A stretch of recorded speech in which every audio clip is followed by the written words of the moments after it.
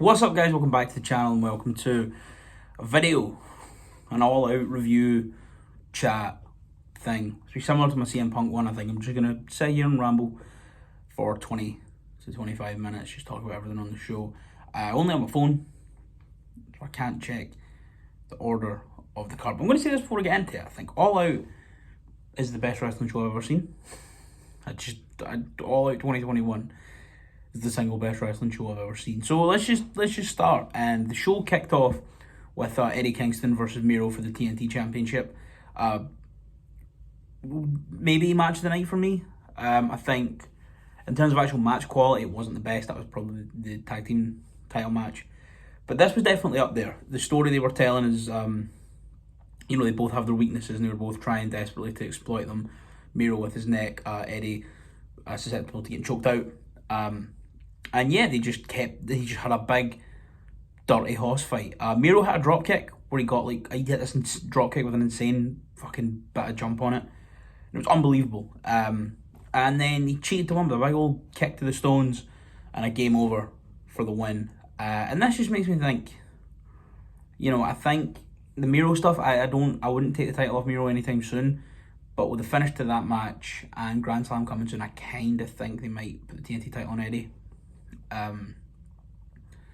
In New York. And I wouldn't be opposed to it. I don't know, I'd rather Miro have it for a long time. But also, before last night, every championship in AEW was held by a heel. I think maybe have a bit of a balance. If he wins it off Miro, we can have it half and half. But we'll need to wait and see. Either way, it was a fantastic match to start the show. Probably the best match Miro's had since leaving WWE. One of the best matches I've ever seen Miro have. And everyone knows I'm a massive Miro fan, and I have been for years.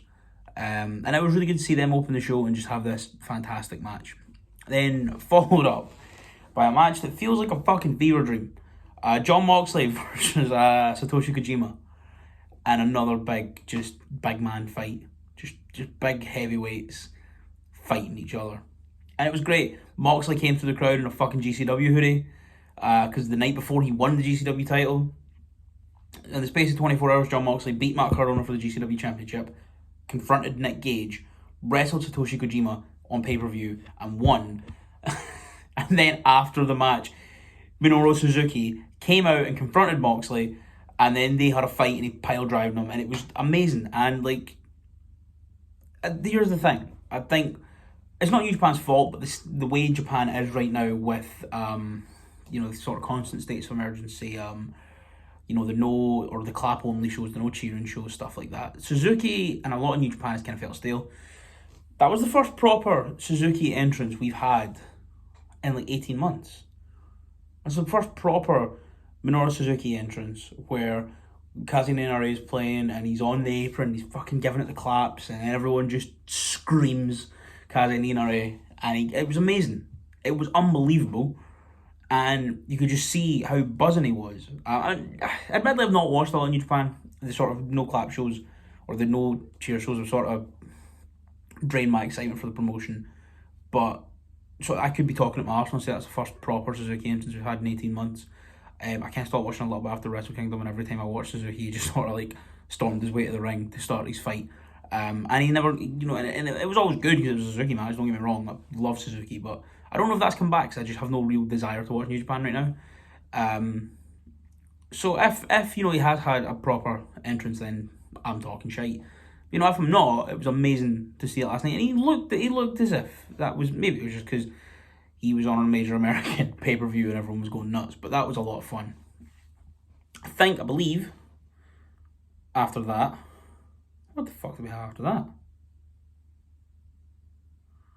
Oh my god, what did we have after that? So I'm pretty sure I watched 4 matches. Right there. So following that match, we then had the Women's World Championship match. Chris Statlander versus Dr. Britt Baker, DMD. And it was great. There's not a lot more to say. The pair of them went back and forth. Britt just sort of being slimy and underhanded and quicker. And Statlander, bigger, stronger, more powerful. Also, I forgot to mention on the pre-show, the Best Friends, and so Wheeler Yuta, Chuck Taylor, and Orange Cassidy, and Jurassic Express wrestled the Hardy family office in a really fun match. Got the win. The HFO jumped everyone after the bell, and the Butcher came back.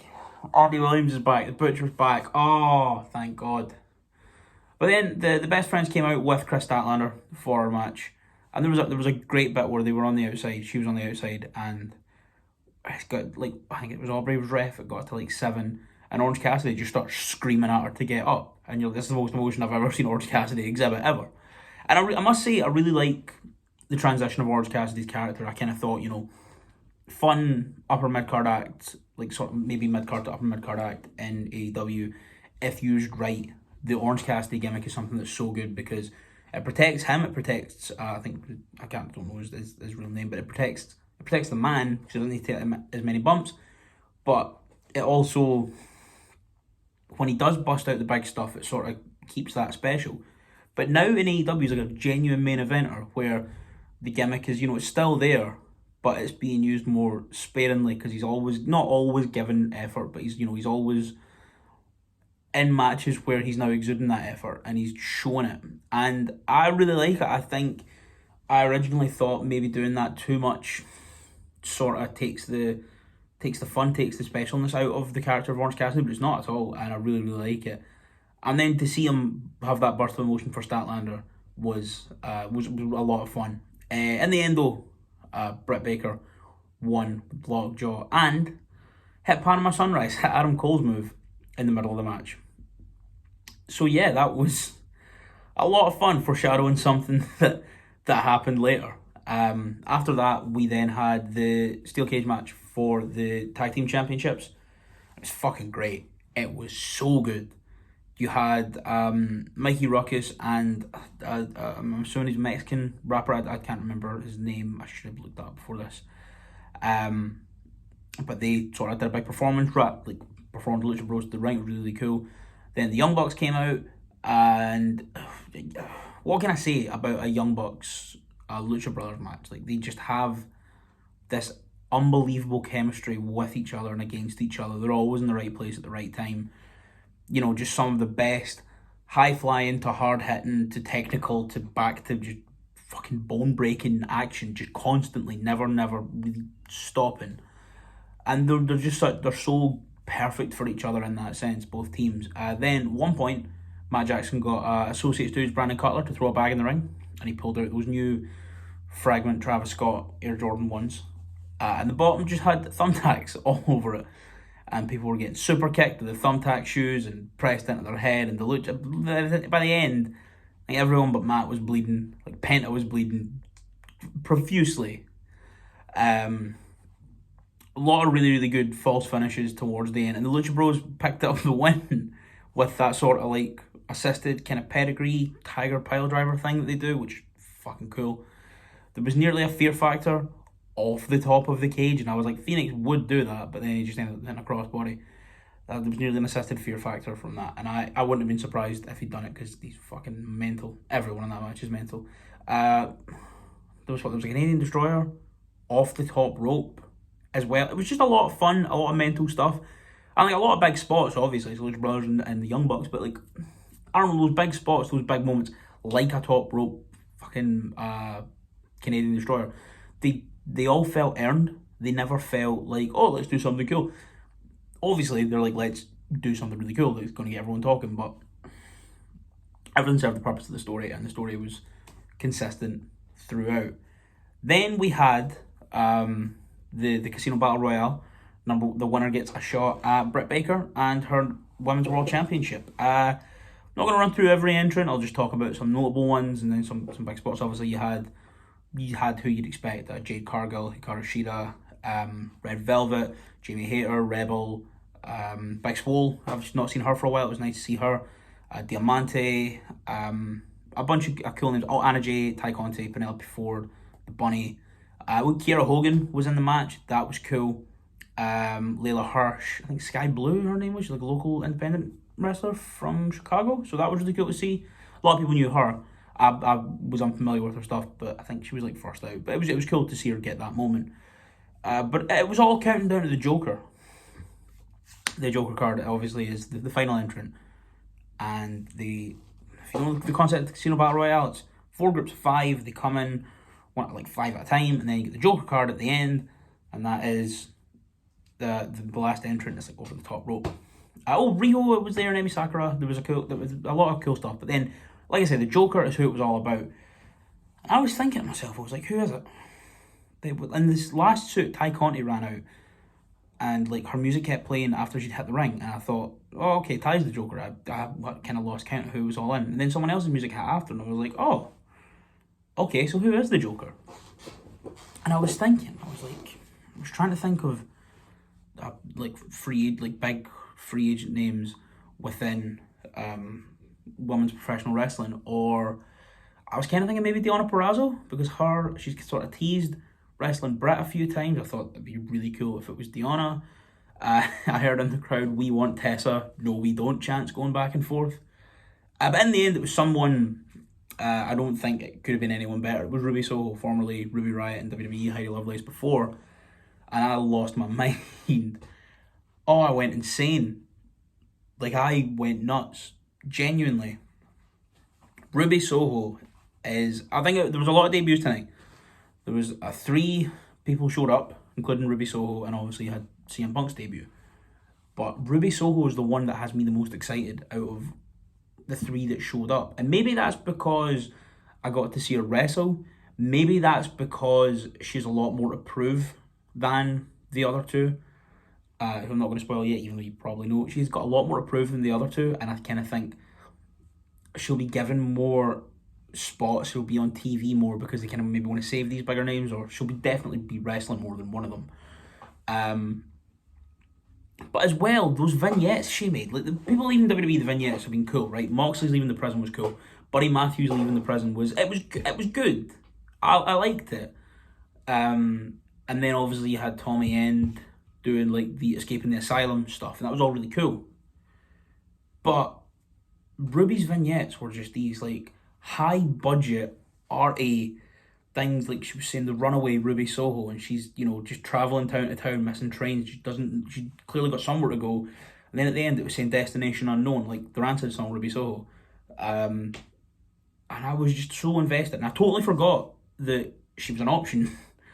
And then fucking Ruby Soho by Rancid started playing, and out she came, and won by last eliminating Thunder Rosa with the what's called the riot kick in WWE, a sort of like step up sort of Gamagiri thing that she does on the apron to Thunder Rosa. And now Ruby Soho has a shot at the Women's World Championship. And see, I've seen a lot of people complaining AEW making too many signings, you got enough people there, and I agree kinda.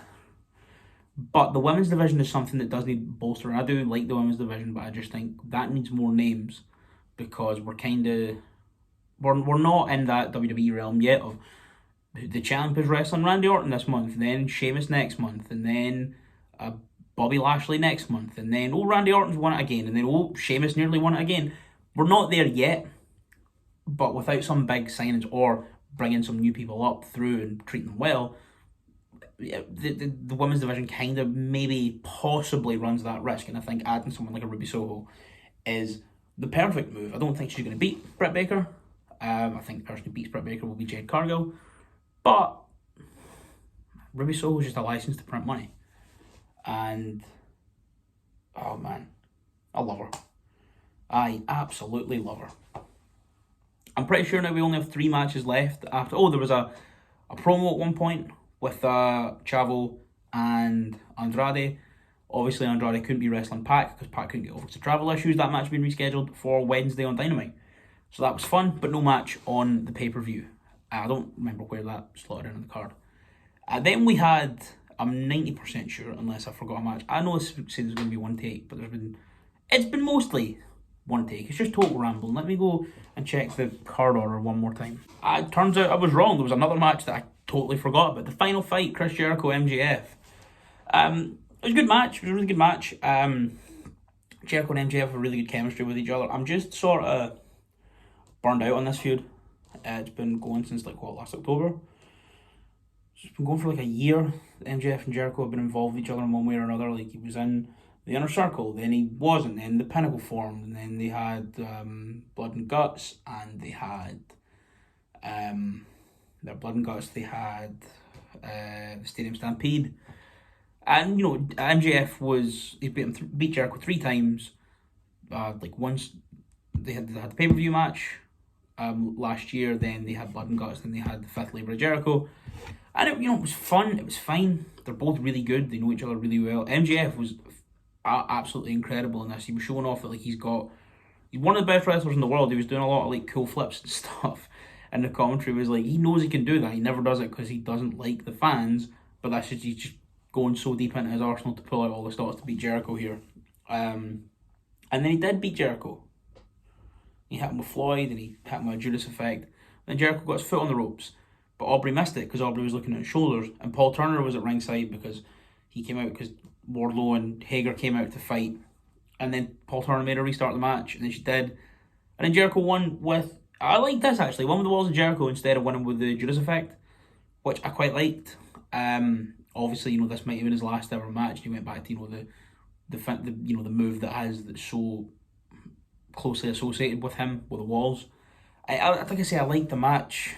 It was a good sports entertainment-y match. The finish, I liked in theory. I think I would have just rather seen, Aubrey spot the foot instead of do that, is Jericho retired forever? It was just that, and like I say, I'm kind of just burnt out on watching the two of them wrestle. So now that feud's done, MJF has 3 wins over Jericho. Jericho's got 1 proper, but 2 because of the Stadium Stampede, which was won by Sammy. And then I think, we can now distance ourselves from the Inner Circle and the Pinnacle, because Sammy and Spears have had their blow off. Proud and Powerful and FTR finally got their match the way they wanted it the other week. So I'm just fine to move on from it. But yeah, no, I liked it. I just think I burnt out. But then we went from that to one of the best matches I've seen in my life. And it was CM Punk versus Darby Allin. And I was kind of worried a little bit going into this match, because CM Punk said when he's being interviewed that he's not done any wrestling training. He's just worked on his fitness and his strength and stuff like that. Because he said he thinks to him, wrestling is going to be like riding a bike. He's going to get in the ropes, know how to do it. And I'm thinking that's fair enough, but 7 years, that's a bit. But whatever. You're one of the best ever. But then I was thinking, an opponent like Darby Allin, the style Darby Allin works. If Punk isn't up to it in the ring, he can hide those weaknesses against a guy like Darby Allin. Because when Andrade had his match with Kenny in AAA, it was a good match. It was a little bit tepid, I thought. It was a little bit, it had the hype of being Andrade versus Kenny Omega, but it kind of just didn't really live up to that. And I think that's because Kenny has built his name on this super fluid, obviously some people hate it because it looks really rehearsed, but this super fluid, high impact, high intensity, always go style. And Andrade was still sort of getting his feet back under him properly. And I just think that's why that match didn't work out, really. I think when we do that match in 6 months, when Andrade is, sort of backfiring on all cylinders, it'll be, the match we all expected. But with a guy like Darby Allin, he can cover up any shortcomings you may have in the ring just by the style that he works. And he kind of did that. I don't know if he did that for Punk. I thought the match flowed perfectly. I didn't notice any weaknesses from Punk. He was wearing tights, which I didn't like at first. They kind of grew on me, but I thought it just looked a bit boring. Because it was just so much empty black space. They had the stars and the Chicago flags down the side. And he looks great. He did all the hits except his big springboard clothesline, which I wanted to see. I wanted to see it so bad. And he didn't look out of place in the ring at all. And yeah, he put Darby away with GTS, got him up after the bell, shook his hand, put him over, and genuinely, like I say, I think it's my second or third favourite match of the night. Second or third best match of the night as well for me. Everything was good. There was, I'll get to it. There was one thing I didn't really like, but yeah, no, we had this match a genuine dream match. CM Punk's first match in 7 years, and he looks maybe not as good as ever, but he still looks like on his day he could be the best professional wrestler in the world. and that's just really, really nice and cool. Then we went on the only match of the night I didn't love, and that was Paul White v QT Marshall. It was quick, it was like 4 minutes, so that was fun. Yeah, the factory got involved. Paul White just took them out. He was just being big and bigger than everyone, and chopping QT's chest into oblivion. He wasn't moving great, Paul White, and I just kind of think that sometimes I would look at him and like it just felt like not like sad, but a little bit kind of like watching those last few Undertaker matches, but obviously not as bad as those were. And don't get me wrong, I respect Paul White so much for coming out and like getting this last run in to retire on his terms, because he said that WWE just said, yep, we don't want you to wrestle again, that's you done, but he didn't get to have, the Big Show never got a send off. The Big Show wrestled the match, and then Vince one day like told him, he was like, yeah, you're done, that's you, cool. So like I've got all the respect in the world for him for coming back and going out on his terms. I just wasn't really a fan of this, but fair play to him. I would like to see him a couple more times, not too many times, but I'd like to see him get some more matches under and then have like a proper send off. And then we got the main event. The main event, after a few weeks ago on the first ever match in Rampage when Christian Cage beat Kenny Omega for the Impact World Championship, I said, a lot of people were saying that was good, but it's not what I expected, because that one was like a pure sports entertainment style match. But I thought that was exactly how it was going to go, because they're having another match 3 weeks later. Why would you do the same match 3 weeks later? This one was a more Kenny Omega style match. Work rate, work rate, work rate. And it was fucking awesome. It was so good. Just unbelievable. Kenny Omega and Christian Cage are two of the best ever. Just, I can't even really describe just how good it was. There was a spear off the apron through a table from Christian. Just a lot of good shit. Like, there was obviously some interference from the Elite. Christian, fights him off, but in the end, he gets Kenny up on the top rope for a kill switch off the top rope, and then Kenny ducks under, picks him up, and hits a fucking flying one-winged angel off the top rope, not middle rope. I'm talking from the top turnbuckle, and didn't even like do the one-winged angel where he sort of like lays them out kind of flat, like a sort of like actual adjustment kind of step. No, it wasn't obviously as tight as some of those ones you saw, but it was quite, it was quite tucked. Her Christian got quite tucked off the top rope with a one-winged angel, and the win. Then after the bell, the Elite got in the ring, started jumping Christian, obviously. Jungle Boy and Luchasaurus got to the ring, but the numbers game was too much. And then Kenny got on the mic, and there was still 10 minutes of the pay-per-view left around when it finished. Kenny gets on the mic, and he's doing the thing that they do at the end of every Dynamite where they batter people, and Kenny just cuts out a really obnoxious promo that I've seen a lot of people don't like, but I love it because it gets under your skin. And it's brilliant.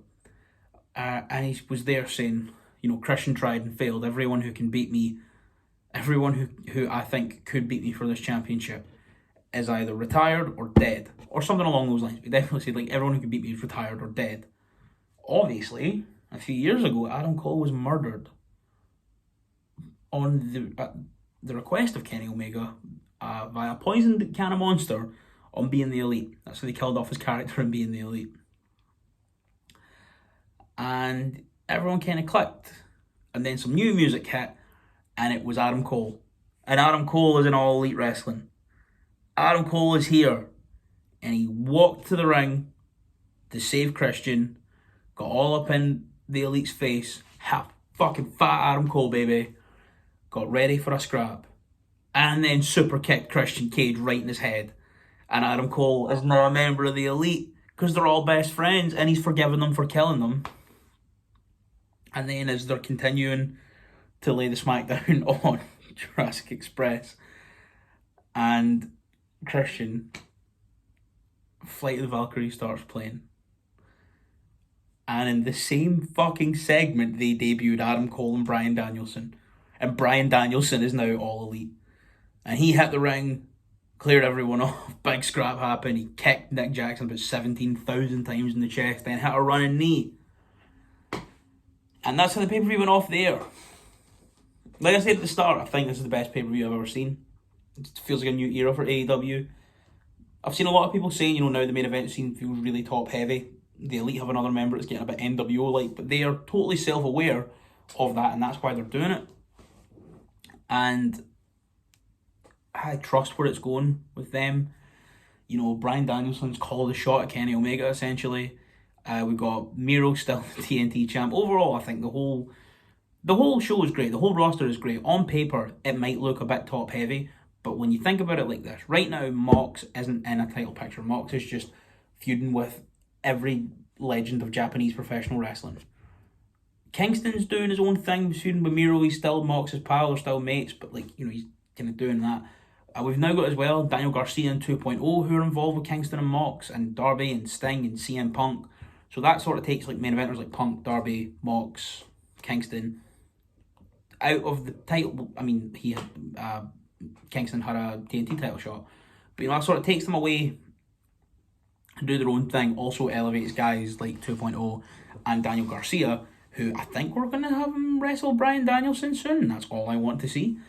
And as well, Tony Khan said that he doesn't view the TNT title as a mid-card title, so that way we can then split the main event scene into sort of two distinctive, not distinctive fields, but two fields of like who's going after Kenny, who's going after Miro. Also, you can put, you can easily put Mox and Kingston into the tag team division again to free up, two more heads for there. I think Kip Sabian's going to be coming back soon. So have him have a return feud with Miro, maybe take the belt off Miro and then put him into a feud with Kip when he comes back, which gives another spot up to these guys at the top. I just think the way they work it over in AEW is so good, and even though the roster might look a bit top heavy, you have to remember just how good they are at managing their talent. And as well, I mean, the Men of the Year aren't doing much in the tag division right now. They're not going after the titles. So that's another sort of, they're doing the stuff with Dan Lambert. Dan Lambert was there as well, and it was great fun because I really like him. He's fucking class. But yeah, I just think the way that they manage their talent, the way they manage their shows, Hangman is having some personal time off there now as well. So it's such a good way to build that roster, because anyone can slot in anywhere and it won't feel unnatural. Like if, we've now got all these new main eventers, but they don't necessarily need to go right into the title picture. No, Brian has, but that's Bryan Danielson. It's obvious. I think if I'm AEW, I know Tony Khan has said he's not finished signing people. I'd sign a couple more tag teams. I'd bolster the women's division a little bit, and I'd get Buddy Matthews, just because I think Buddy Matthews is the perfect fit. But outside of that, the roster's pretty much complete. But any additions I trust will be made in the right way. And yeah, that's my long-winded rambling review of All Elite Wrestling All Out 2021, the greatest wrestling show of all time. Thank you guys so much for watching. Subscribe if you're new, and I'll hopefully be back making more videos more regularly. Peace.